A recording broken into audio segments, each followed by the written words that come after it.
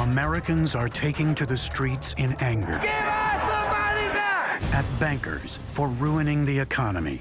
At CEOs for taking bailout money as bonuses. At the stock market for demolishing their retirement plans.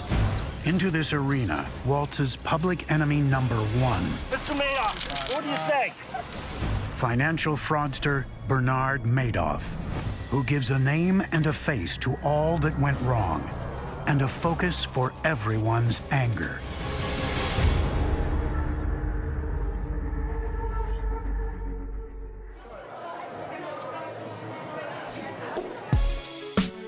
America thought the boom would last forever. For the last 25 years, we've had this enormous boom throughout the world. There's never been anything remotely like that in the history of finance.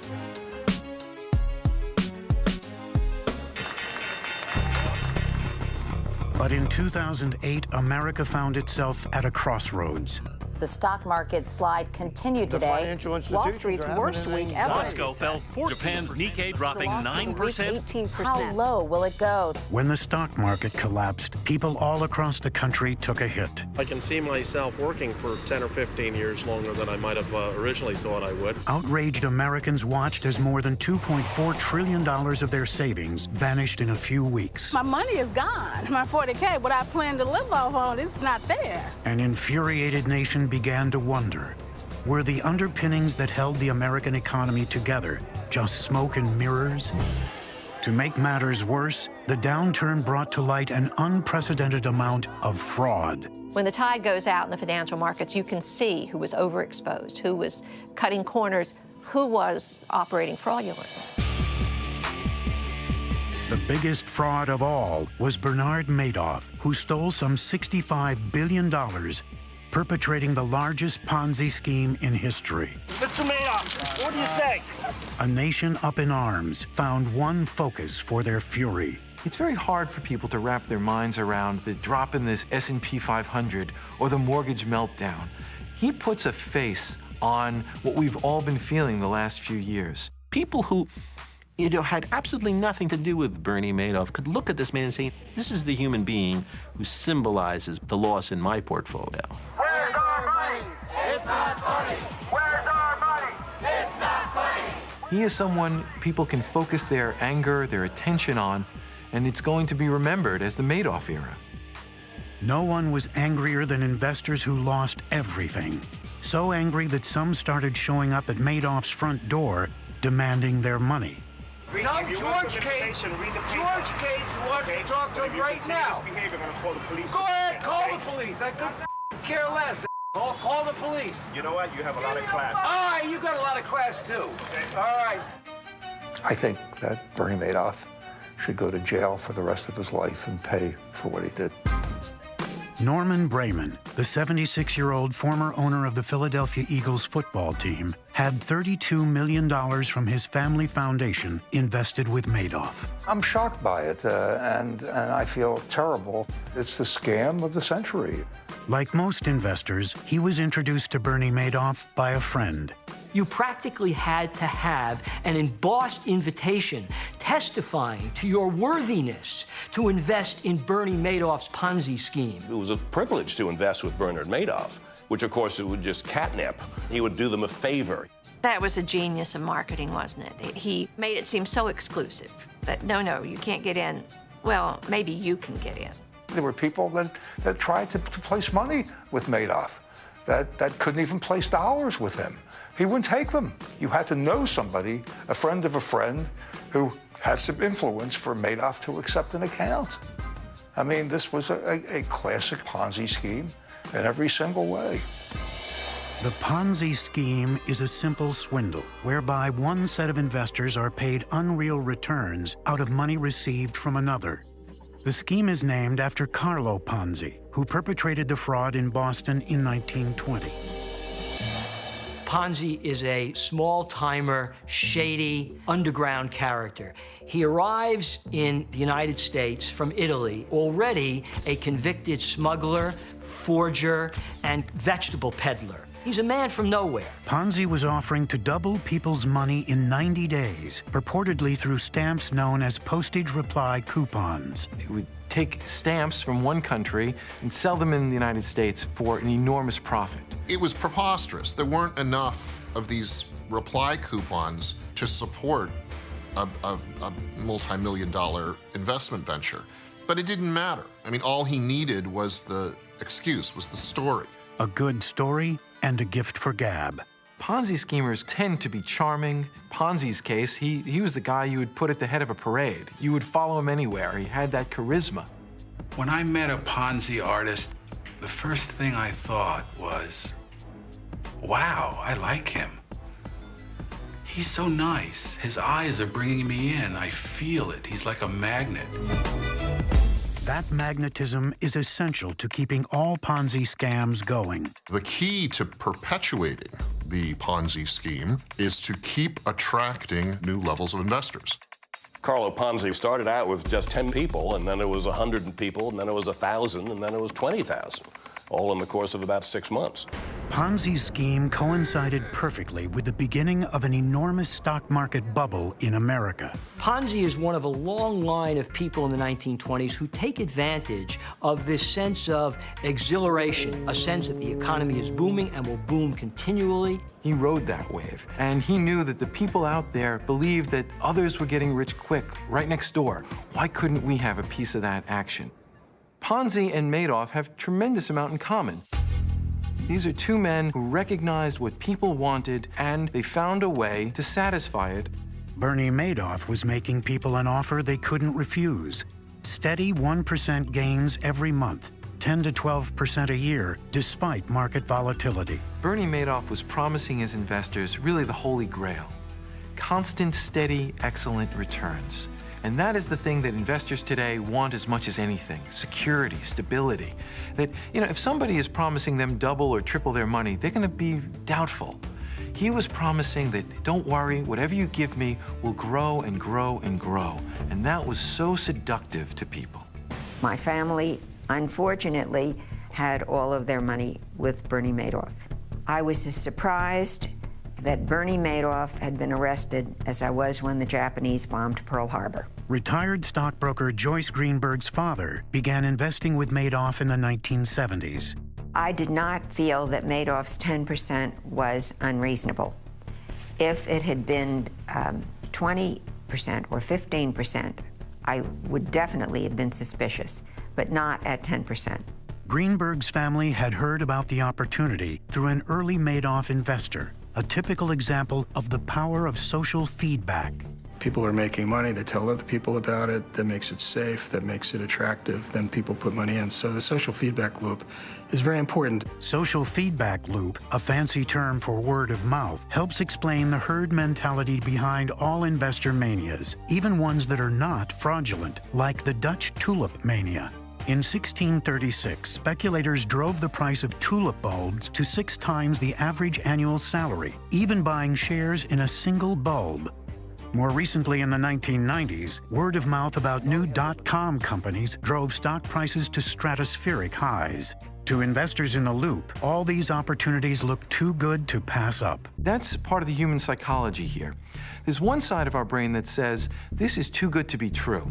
And the other side says, this is too good to miss. I think the most shocking thing about it is that, people say, well, that's what you get, if you're into get-rich-quick schemes. This was not a get-rich-quick scheme. This was an investment tool. Palm Beach resident Susan Markin saw these returns as a conservative investment. When people were making 18% return on their money, Madoff was only making, say, 10 or 9. So he was a steady performer from most people that looked at it. Clients saw the funds that were feeding money into Madoff as the safest part of their portfolio. Believe it or not, there is a tremendous climate of trust on Wall Street. You are trusting the people you do deals with all the time. You're trusting they're going to execute their part of the trade, that they're not going to steal your money. It's that basic, normal confidence that the confidence man abuses. Investors thought Bernard Madoff was earning big money for them, but the government said he made off with billions he stole from them. Someone called me up and said, turn on your television, And so I did, and I was shocked. I felt sick to my stomach, actually.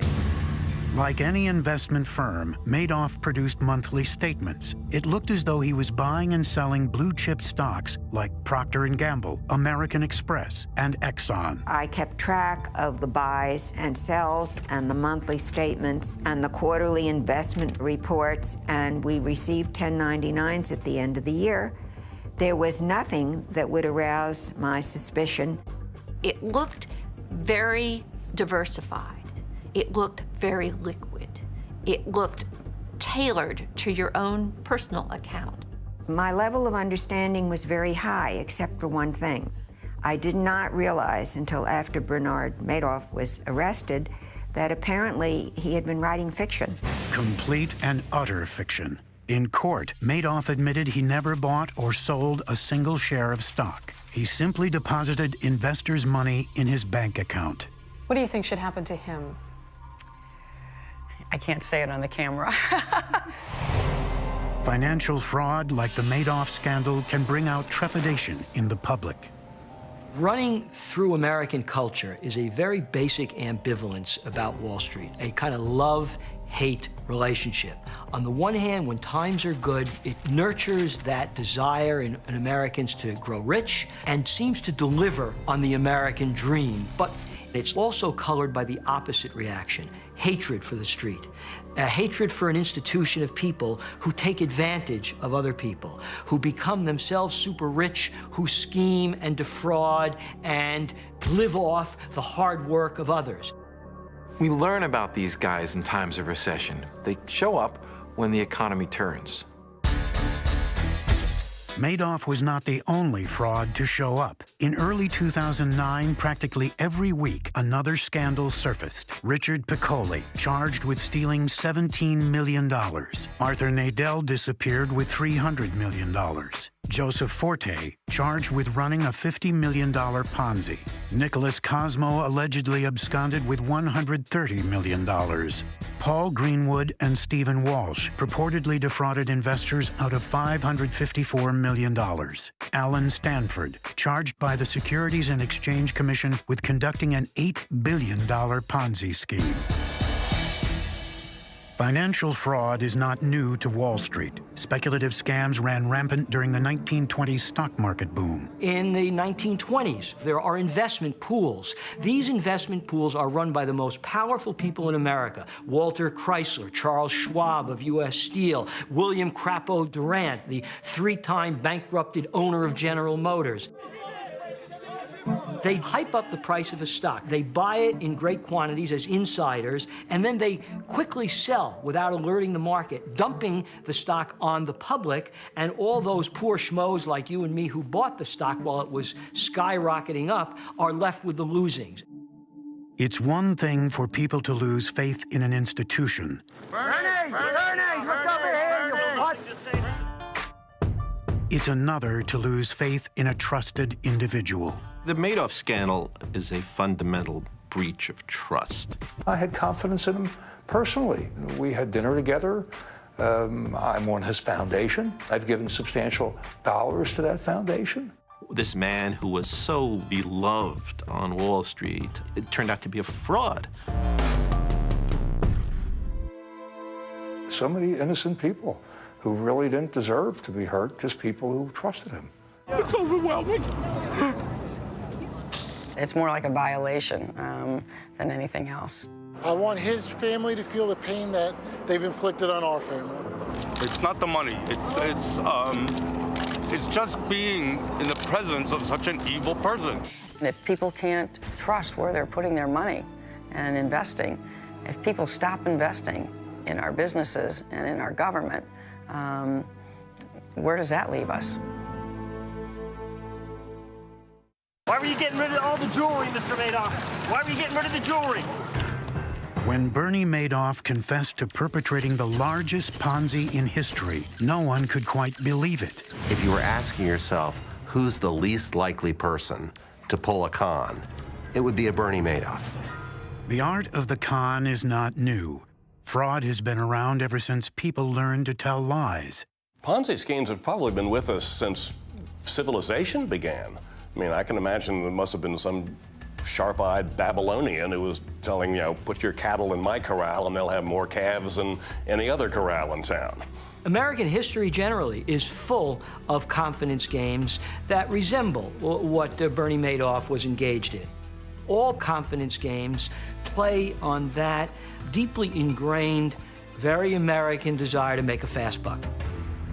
The label confidence man was coined in 1849 to describe a huckster named William Thompson who pulled a scam simply by dressing up as a well-to-do financier. And would go up to another well-dressed gentleman, and he would pretend that he knew him, and he would talk to him for a few minutes.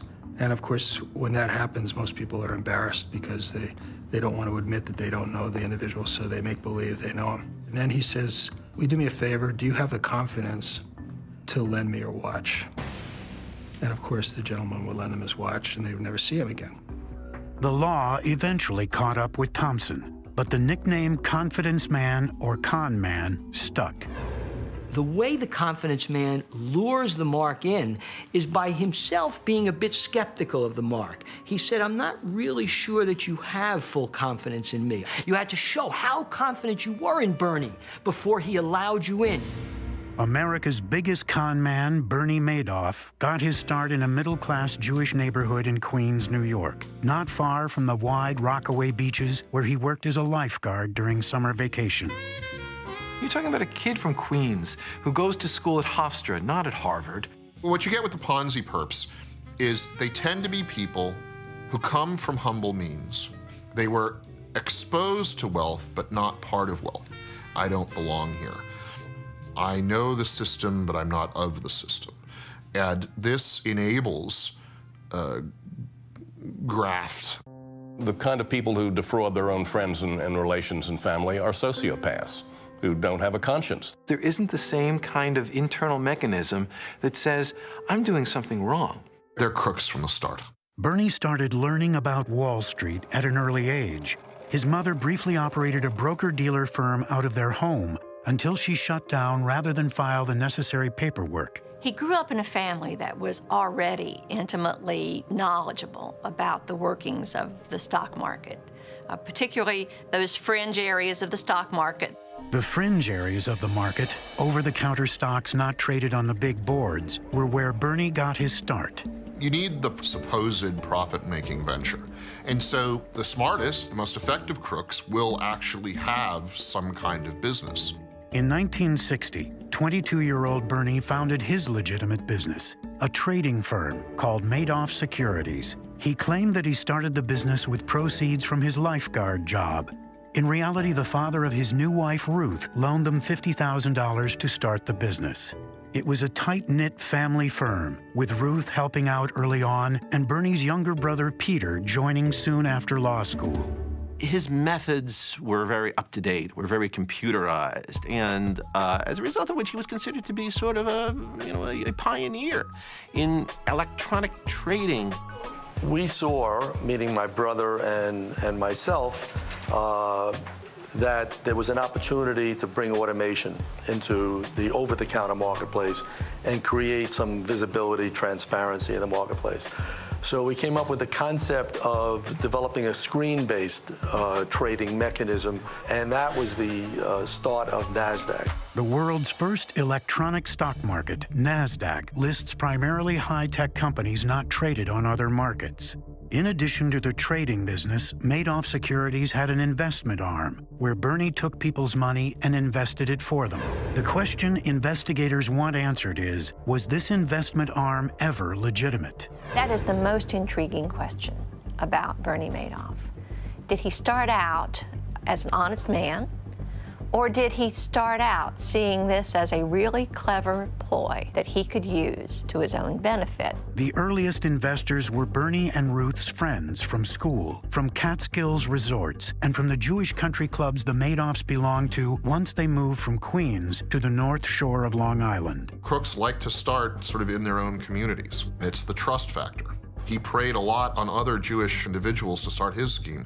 You're going to give someone who lives in your neighborhood and goes to the church you attend a little bit more trust than you're going to give someone else. Schemes like this often are what we call affinity schemes. They're people like you. In Ponzi's case, he was first most appealing to fellow Italian Americans.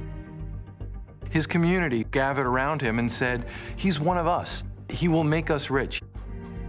In Madoff's case, I think we're seeing the same thing, because we've seen how many Jewish philanthropies and individuals were affected by this. In the 1990s, Scientologists were duped by a member of their church, Reed Slatkin, whose success investing with internet service provider Earthlink gave him credibility. Slatkin kind of ingratiated himself to some of these people, got them to trust him and got them to invest money with him. By the time Slatkin's Ponzi exploded, nearly $600 million had been lost. Just as Slatkin had been able to hide behind his legitimate success as an Earthlink investor, Madoff hid behind his apparently legitimate trading company. You have tremendous efficiencies by operating in a dealer system, particularly one that is as automated as ours. On his way up, Bernie leveraged his apparent acumen to acquire powerful friends in high places. He served as non-executive chairman of the NASDAQ in 1990, 91, and 93. Because his business model was so innovative, he participated at roundtables where his views were expressed. He came across as, quote, the voice of experience. He was like the grown-up in the room. Bernie became the go-to guy that regulators at the Securities and Exchange Commission turned to for advice. Whenever I go down to Washington and meet with the SEC and complain to them that the industry is either overregulated or the burdens are too great, they all start to roll their eyes. But they made the changes. Apparently, regulators and investors alike were all taken in by Madoff. Here's an individual that was always accessible by telephone. If you called him, you always received a telephone call in return. When my wife's sister passed away, Bernie Madoff came to the funeral. That's the type of individual that we all thought he was. A very caring individual when all he was a first-class crook. As Madoff moved up in the world, joining the Upper East Side penthouse crowd, the Hamptons set, and Palm Beach society, his access to ever richer investors grew. Palm Beach is about as rich a community as you can find, and like a third of the membership of the Palm Beach Country Club were victims of Bernard Madoff. The Madoffs bought their Palm Beach mansion in 1994 during the dot-com boom and a rising stock market. The economic climate absolutely played into Madoff's hands. People believed that the stock market could be counted on to go up and up and up. And even if it dipped a little bit, there were some smart guys, some smart people who were able to still beat the market. And if you were lucky enough to be with Bernie Madoff, you were in with one of the in guys. But even this new circle of wealthy marks wasn't enough to sustain the Madoff Ponzi. He needed access to the biggest money of all, hedge funds, institutional investors, and even charities. How did Bernie Madoff manage to pull off the biggest, longest-lasting Ponzi scheme in American history? Like many successful con artists, it seems he had his finger on the pulse of his investors. This is something that perpetrators are very good at. They, in addition to sizing up their victims, they size up the tenor of the times. Madoff knew, for instance, that the crowd he targeted was devoted to charity, so he became involved in many of their favorite causes as both a generous donor and as an investment guru. Word spread, along with his victim list. Anytime you're dealing with philanthropies, it gives you a certain legitimacy. In Madoff's case, it had the added effect of both being stability and legitimacy. What he did, which I think was sort of an evil genius, if you will, was to find investors who could be counted on not to withdraw their money. Charities fit this bill. They usually spend only about 5% of their monies, keeping the rest safely invested. This conservatism makes them a good mark for the scam artist, like John Bennett Jr., a businessman who in the late 80s and early 90s ran a phony entity called the Foundation for New Era Philanthropy in the Philadelphia area. New Era Philanthropy was able to tell its marks, we have found a benefactor who will double your money for you. People running nonprofits, they're as susceptible as anyone to hearing a good swindler come along who seems to have nonprofit bona fides and credentials and experience, promising a way to bring those returns up a little bit. By the time Bennett was arrested in 1995, he had collected $135 million from charitable institutions and their contributors. Of course, this total pales in comparison to the amount of money Bernie Madoff took from charities and foundations. But in the end, the biggest money in Madoff's scheme came through hedge funds. In the 2000s, the market boom was largely fueled by hedge funds, privately pooled investment funds for the wealthy. Here's this side of the investment world, which is explicitly designed to be unregulated and aggressive and corner-cutting. What a great context for a swindler. And no swindler was in a better position to take advantage of the hedge fund economy than Madoff. He depended on his connections to the most powerful financial circles, a kind of global aristocracy of the super rich. That's who was invited to join Bernie Madoff's scheme. And what made it all possible, in my view, is that it depended on a kind of pervasive insiderism. Ponzi was an outsider. Madoff's an insider. And we have been running a financial economy in this country for the last 15 or 20 years, which has been premised on that kind of insiderism. I only need to mention Enron, Tyco, WorldCom to remind people of how insiderish this financial economy has been. Madoff used his insider status to attract hedge fund money. But he also understood exactly what his clients were looking for.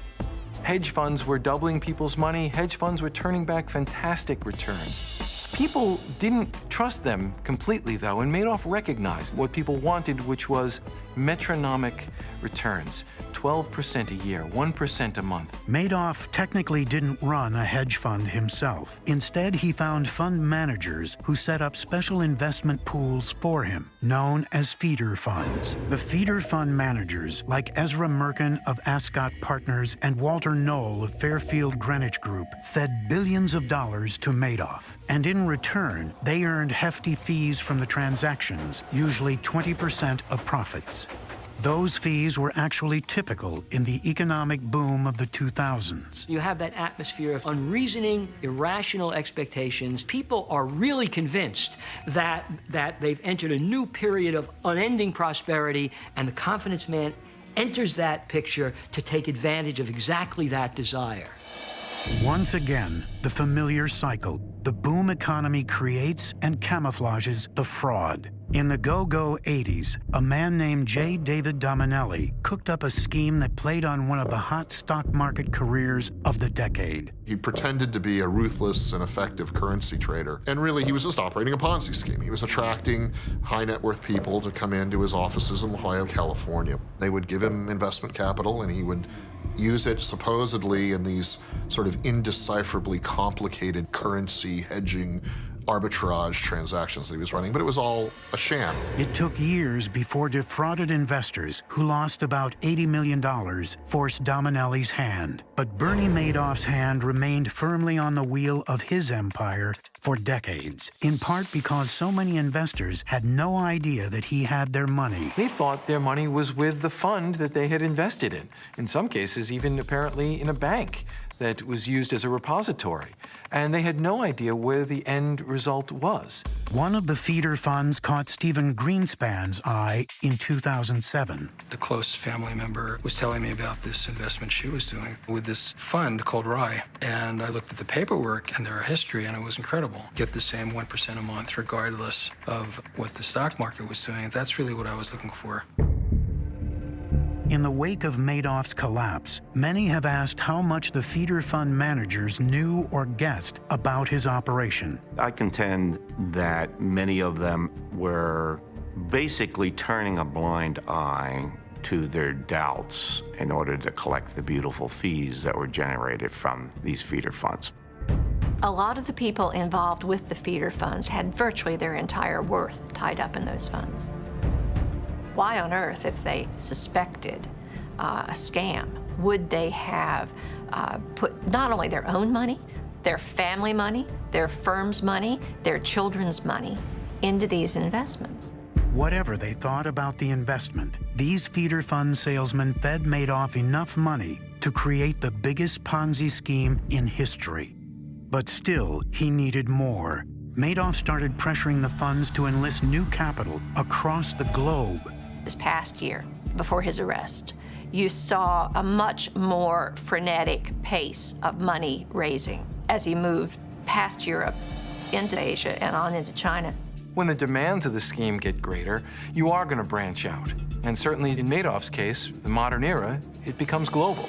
But even as Madoff reaped the rewards of the global economy, a few competitors began questioning what he was doing and taking those doubts to the U.S. government. The biggest changes in the wake of the Bernie Madoff scandal will be at the U.S. Securities and Exchange Commission. How could the federal regulatory agency have failed to notice the biggest fraud in the history of Wall Street? That's part of this really fascinating story, is how could the SEC have dropped the ball so often? The SEC continues to roar like a mouse and bite like a flea. The SEC received repeated warnings about Madoff from a very determined whistleblower. In 1999, Boston investment manager Frank Casey met with some Madoff investors who told him about the steady returns they were getting. A skeptical Casey brought the information back to one of his associates, a math guy named Harry Markopolos. And I said, well, Harry, this guy's producing these beautiful return streams of 1% a month. I mean, why can't you do this? And Harry said, this is a fraud. And then 4 hours later, he says, this is a Ponzi scheme. And I said, no, Ponzi's a strong word. In order to prove his point, Markopolos ran mathematical models to try to reproduce Madoff's earnings. Harry Markopolos is an intense and very smart guy. He understands the world of derivatives, the world of options. He could not recreate Madoff's performance. Now, you have to remember back in 2000, the largest hedge fund managers might be running $2 billion. Here was Madoff running $7 to $10 billion. The scale of it, if it was a fraud, was almost beyond belief. So Markopolos turned to the Securities and Exchange Commission, formed in 1933 to police Wall Street. There must be a strict supervision of all banking and credit and investment. The SEC was formed in the early 1930s in the aftermath of the stock market crash to restore investor confidence. Rightly or wrongly, looking to place blame for the Great Depression, many Americans pointed their fingers at Wall Street. And for a long time, nobody wants to go near Wall Street. It takes till 1954 before the Dow Jones Industrial Average is again what it was in 1929. And it wasn't until the 1980s that Wall Street regained its central place in the American culture. After that, for 25 years, the market went up, and Americans clamored to get in on the action. The SEC, meanwhile, has struggled to keep up. Wall Street and other powerful political interests like it that the SEC is under-resourced, spread too thin. They're there, but maybe not able to do the digging, which means you can hide things. Harry Markopolos kept trying to convince the agency to dig deeper into Bernie Madoff's investment business. Unfortunately, as they didn't respond to my written submissions in 2000, 2001, 2005, 2007, and 2008, here we are today. He made repeated attempts to interest regulators in what he saw as the transparent flaws in the Madoff story. It couldn't work. It clearly has been going on too long. Nobody can get those kind of consistent returns in up markets and down markets. Look at this little bitty accounting firm he uses. On and on, 24 red flags that he pointed out to regulators. In 2005, an SEC enforcement team finally met with Markopolos.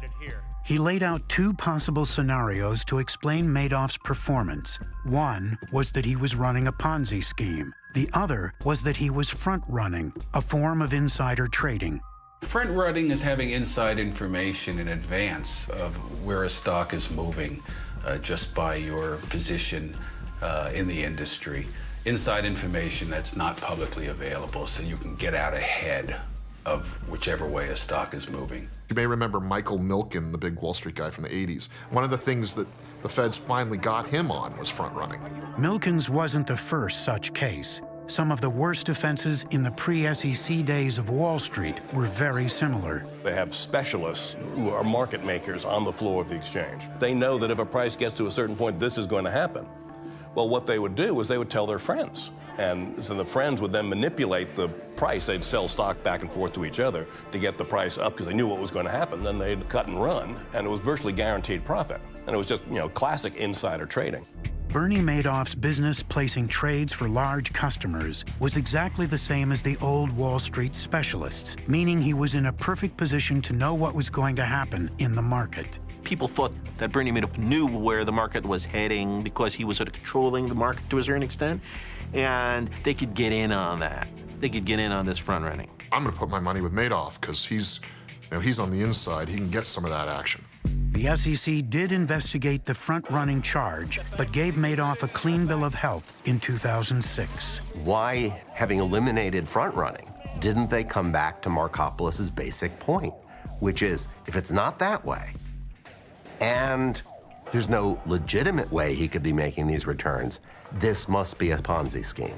The possibility that he was just an out-and-out fraud, apparently, is something that they dismissed out of hand. They just simply didn't believe that such a thing was possible. After all, Madoff sat on SEC committees, and his family members served on other regulatory panels. Did those connections play a role? Clearly, the SEC was afraid of Mr. Madoff. I gift-wrapped and delivered the largest Ponzi scheme in history to them, and somehow they couldn't be bothered to conduct a thorough and proper investigation. What any organization does, when they just don't have the resources to do their job right, you make very rough-cut judgments. Does this look like a real fraud? If you rationalize, no, not Bernie Madoff. You move on to your next task. The lack of resources at the SEC was part of a broad push to deregulate Wall Street over the last decade. The SEC was never important to the Clinton administration. And then when the Bush administration came in, a distinctive change in priorities occurred. The SEC's priorities were to make sure that the United States stayed competitive in an increasingly fast-paced global financial marketplace. Inevitably, that pushed other priorities aside.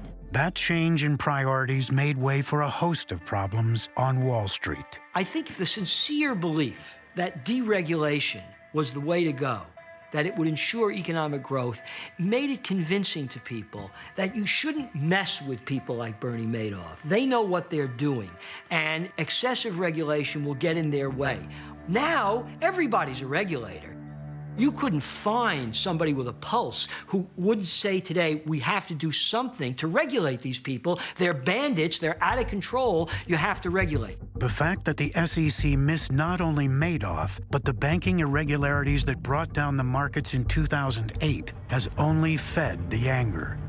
One guy with a few friends and helpers discovered this thing nearly a decade ago, led you to this pile of dung that is Bernie Madoff, and stuck your nose in it, and you couldn't figure it out. Obviously, in the case of Bernie Madoff, red flags were raised years before this scheme came apart. Nobody paid any attention. That's part of the euphoria of the moment. Oh, no problem. We're just in this boom time, and it's going to go on forever. But the boom time, which Bernie Madoff had ridden for years, would come to an end, pulling Madoff and his victims down with it. If American financial history is a story of the frauds that come with every boom cycle, why do people keep getting duped? The answer may be that in the euphoria, they stop listening to reason. We're in some new world. There's always talk of a new world. The old laws don't apply is always the siren song. And when that new world collapses, they are shocked once more. We have a long way to go, but we are on the way. I regret to say that we're in the worst economic mess since the Great Depression. We start 2009 in the midst of a crisis unlike any we have seen in our lifetime. We have had panics on Wall Street roughly every 20 years, ever since the beginning of Wall Street in the 1790s. And that's roughly one generation. And that's how long it takes for people to forget the lessons of the past. And so suddenly everybody who comes to Wall Street is going to get rich. And, you know, it seems like it for a while, and then the excesses pile up, and then finally it collapses, and it starts over again. It was the market collapse of 2008 that brought down Bernie Madoff. It was a classic panic, although it wasn't a one-day panic. It took, like, 2 months to play out. But still, it was brutal. Madoff, who had ridden so many economic cycles, had weathered panics before, in the 1980s and after the dot-com bubble burst. But the panic of 2008 was especially dangerous because now he had taken billions of dollars from hedge funds. If you're an institutional investor and you've lived through these past 18 months, by December, you're saying, well, thank goodness I've still got my money with Bernie. You don't want to realize losses on your other investments. You want to, go back to reliable Bernie to get your money. When he couldn't repay those investors, reliable Bernie knew he couldn't keep it going anymore. He decided to confess. Now, as authorities try to piece together what Madoff did, they are most interested in whether he acted alone. The head of his accounting firm, David Freeling, has already been charged with securities fraud. But suspicion falls most heavily on members of the Madoff family. I find it very hard to believe that none of his family knew anything about it. For one thing, just before the whole thing broke, Mrs. Madoff withdrew $15.5 million on 2 occasions, one the day before he fessed up to his sons. Other family members worked at the Madoff firm. Some of them lost money in the Ponzi. At a family level, it's a fascinating story, almost Shakespearean in some of the dynamics that must have gone on. As officials tried to unravel what the Madoffs knew and when they knew it, other families were suffering as well. My family has lost millions with Bernie Madoff. My stepmother, my 2 stepbrothers, daughters, the end of her college fund. The bold-faced names on the victims list and the immense amounts of money lost have fed an almost morbid fascination. We're used to stories about the poor people who have been, devastated by different financial problems. Well, this is a case where the tornado skipped the trailer park and wiped out the houses on the hill. The next round of this drama is a matter for the courts. There are early investors who made money from the scheme, which they may be forced to repay. It's almost like a financial world's version of Lord of the Flies, and it's going to pit victim against victim. The losses have been devastating for so many people. But the most wrenching story so far is that of a man who staked everything on Madoff. Terry de la Villechais, who managed one of the feeder funds called Access International, committed suicide less than 2 weeks after Madoff was arrested. Not only was he a French nobleman, he was a noble man. He was an honorable man. Nearly a decade ago, Frank Casey raised with Villechais the possibility that Bernie Madoff was running a scam. He told me, if this guy is a fraud, I'm in serious trouble. He said, I've got all my money in it. I've got most of my family money in it. I have every business connection in private wealth management and banking throughout Europe that I've developed my whole life in it. I believe in it. I believe in Bernie. In the case of Villechais, this was an extremely proud individual who was so horrified that he was involved in Madoff and caused all of these losses for people that he took responsibility in the ultimate and quite hideous way by slitting his wrists. Bernie Madoff's crimes have cast a long shadow. I've never seen anything like this. I've never read about anything like this. Nothing on this scale. Nothing that swept so far around the world, nothing that lasted so long, nothing that brought in so many sophisticated investors. This is not just some engineered financial product that collapsed. This thing wiped out people. The scandal has destroyed America's confidence in the masters of the universe. Bernie Madoff was a hero of our time, the way a lot of our great financial heroes once were. And then came the day of reckoning. Bringing Bernie Madoff down from a hero to the nation's greatest villain.